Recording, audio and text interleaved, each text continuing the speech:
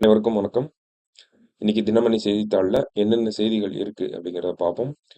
முதல் செய்தியில பார்த்தோம்னா, சிலந்தி ஆற்றில் தடுப்பணை கூடாது அப்படின்னு சொல்லி தமிழக முதல்வர், கேரள முதல்வர் அவர்களுக்கு ஒரு கடிதம் எழுதியிருக்காங்க. ஸோ நமக்கு எக்ஸாம் பாயிண்ட் ஆஃப் வியூல எடுத்துக்கணும் அப்படின்னா, சிலந்தி ஆற்றை பத்தி நம்ம சமீபத்துல தான் பார்த்தோம். இருந்தாலும் சிலந்தி ஆறு அப்படிங்கிறது கேரளத்துல இருக்கக்கூடிய இடுக்கி மாவட்டத்துல செல்லக்கூடிய ஒரு நதியாக இருக்கு. இந்த சிலந்தி ஆற்ற நம்ம தமிழகத்துல என்ன பேர்ல அழைக்கிறோம் அப்படின்னு பார்த்தோம்னா, தென்னாறு அப்படின்னு சொல்லக்கூடிய இந்த ஒரு பேர்ல தான் தமிழகத்துல நம்ம அழைக்கிறோம். ஓகேங்களா? சிலந்தி ஆறு அப்படின்னு கேரளால, தென்னாறு அப்படின்னு தமிழகத்துல நம்ம சொல்றோம். இந்த தென்னாறு அமராவதியோட போய் கலக்கக்கூடிய ஒரு நதியாக இருக்கு. ஓகேங்களா?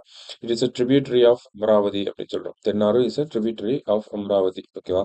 இந்த அமராவதி பார்த்தோம்னா, நமக்கு அப்படியே காவேரியில போய் சேர்ந்துரும். ஓகேங்களா? இப்ப இந்த தென்னாற்றுல அதாவது சிலந்தி ஆற்றுல நமக்கு தடுப்பணை கட்டுறதன் மூலியமாக தமிழகத்துக்கு ஒரு பெரிய இழப்பு ஏற்படும். ஓகேங்களா? அமராவதி ஆற்றுக்கு வரக்கூடிய நீர்வரத்து அப்படிங்கிறது கம்மியாகும். அமராவதி ஆற்ற நம்பி ஒரு 55,000 ஏக்கர் பரப்பளவுல நமக்கு விவசாயம் அப்படிங்கிறது நடக்குது. குடிநீர் ஆதாரம் அப்படிங்கிறதும் இந்த கரூர், திருப்பூர் போன்ற மாவட்டங்கள்ல குடிநீர் ஆதாரம் அப்படிங்கிறதும் அமராவதி ஆற்றில் வரக்கூடிய தண்ணீரை வச்சு தான் இருக்கு. ஓகேங்களா? அப்ப கேரள அரசாங்கம் அவங்க பார்த்தோம்னா, ஒரு 120 அடி நீளத்துல 10 அடி உயரத்துல ஒரு தடுப்பணைய கட்டுறதன் மூலியமாக, நமக்கு வரக்கூடிய இந்த நீர் ஆதாரம் அப்படிங்கிறது ரொம்ப தடைபட்டு போயிரும். ஸோ இதெல்லாம் கணக்குல வச்சு தான் நம்ம முதல்வர் அவர்கள் ஒரு கடிதம் போட்டிருக்காங்க.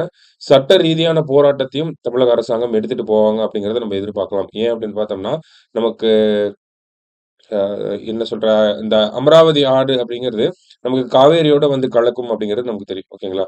கரூர் பக்கத்துல அமராவதி ஆறு நமக்கு காவேரியோட கலக்கும். ஓகேங்களா? இந்த காவேரி நடுவர் மன்ற தீர்ப்பாயம் அவங்களோட அந்த அறிக்கைய வெளியிடுறப்போ, இதெல்லாம் கால்குலேட் பண்ணி தான் தமிழகத்துக்கு இவ்வளவு டிஎம்சி தண்ணி தந்தா போதும் கர்நாடகம் அப்படிங்கிறத சொல்லியிருப்பாங்க. எதெல்லாம் கால்குலேட் பண்ணியிருப்பாங்கன்னா, ஐ மீன் காவேரியோட என்னென்ன நதிகள்லாம் தமிழகத்துல சேருது. அதனால தமிழகத்துக்கு எவ்வளவு நீர் வருது. அதெல்லாம் கால்குலேட் பண்ணி தான் காவேரிக்கு கர்நாடகம் இவ்வளவு தண்ணி குடுத்தா போதும் அப்படிங்கிறத சொல்லியிருப்பாங்க. ஓகேங்களா? அப்ப அந்த வகையில பார்க்கிறப்ப நமக்கு அமராவதியோட சேர்றது தான் தென்னாறு.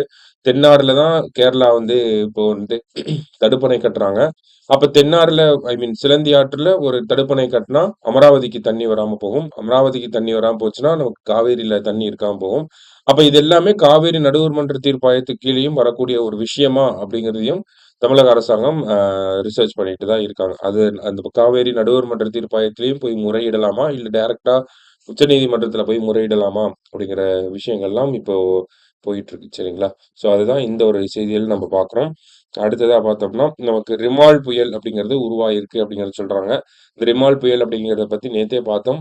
ஓமன் அப்படிங்கிற நாடு இந்த பேர பரிந்துரைச்சிருக்காங்க. ரிமால் அப்படிங்கிற பெயர் அரபிக் வார்த்தையா இருக்கு. அதற்கு மணல் அல்லது சாண்ட் அப்படிங்கிறது தான் இதனுடைய பொருளா இருக்கு. ஓகேங்களா?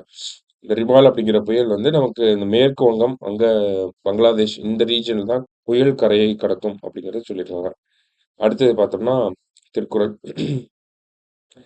"எவ்வது உறைவது உலகம், உலகத்தோடு அவ்வது உறைவது அறிவு" அப்படின்னு சொல்றாங்க. உலகம் எவ்வாறு நடைபெறுகின்றதோ, உலகத்தோடு பொருந்திய வகையில் தானும் அவ்வாறு நடப்பதே அறிவாகும். உலகம் எந்த வகையில உலகத்தோடைய ட்ரெண்ட் அப்படிங்கிறது எப்படி இருக்கோ, அந்த ஒரு அ அ நடைமுறையிலே நம்மளும் இருக்க வேண்டும் அப்படிங்கிறத வள்ளுவர் சொல்றாங்க. ஓகேங்களா? திருக்குறள் எண் 426 அதிகாரம் அறிவுடைமை. அடுத்ததா பார்த்தோம்னா, எவரெஸ்ட் சிகரத்தில் ஏறி 16 வயது இந்திய சிறுமி சாதனை அப்படின்னு சொல்லி குடுத்திருக்காங்க. யார் அவங்க? என்ன பெயர்? அப்படிங்கிறத மட்டும் தெரிஞ்சுக்கிட்டா போதும். ஓகேங்களா? இந்திய கடற்படை அதிகாரியின் மகள் காமியா கார்த்திகேயன் 16 வயசுலே ஓகேங்களா? காமியா கார்த்திகேயன் வெற்றிகரமாக எவரெஸ்ட் சிகரத்தில் ஏறியுள்ளார். நேபாளம் வழியாக உலகின் மிக உயரமான சிகரத்தில் ஏறி சாதனை படைத்த இளம் இந்தியர் என்ற பெருமையை அவர் பெற்றுள்ளார். ஓகேங்களா? Youngest Indian to a reach the peak of the mount Everest அப்படின்னு சொல்லுவோம். ஓகேங்களா? யாரு அப்படின்னு பார்த்தோம்னா, காமியா கார்த்திகேயன் 16 வயசுலயே இத பண்ணியிருக்காங்க. ஓகேவா? இது ஒரு ஒன் லைனர். ஓகேவா? லாஸ்ட்டா பார்த்தோம்னா, நிகழாண்டு இறுதிக்குள் சர்வதேச விண்வெளி நிலையத்துக்கு இந்திய வீரர் அப்படின்னு சொல்றாங்க. ஓகேவா? அதாவது என்னன்னா, இன்டர்நேஷனல் ஸ்பேஸ் ஸ்டேஷன் அப்படிங்கிறது இருக்கு இல்லையா? அதுக்கு இந்தியாவுல இருந்து ஒருத்தர கூட்டிட்டு போகும் அப்படிங்கிறத இந்தியாவுக்கான அமெரிக்க தூதர் வந்து நமக்கு சொல்லியிருக்காரு. ஸோ இந்த ஸ்டேட்மெண்ட் முன்னாடியே வந்த ஸ்டேட்மெண்ட் தான் ஆக்சுவலி. ஓகேங்களா? நமக்கு ககன்யான் திட்டத்துக்காக ஒரு 4 பேர செலக்ட் பண்ணி வச்சிருக்கோம். ஓகேங்களா? பிரசாந்த் பாலகிருஷ்ணன் நாயர், அங்கத் பிரதாப், சுபான்சு சுக்லா, அஜித் கிருஷ்ணன் அப்படின்னு சொல்லி ஒரு 4 பேர நம்ம செலக்ட் பண்ணி வச்சிருக்கோம். அதுல பார்த்தோம்னா 3 பேர் தான் வந்து நமக்கு ககன்யான் திட்டத்துக்கு போவாங்க. ஓகேங்களா? ஒருத்தர் வந்து அந்த 4 பேர்லேருந்து 3 பேர் தான் எடுத்துப்பாங்க. மீதி இன்னொருத்தர் இருப்பார் இல்லையா?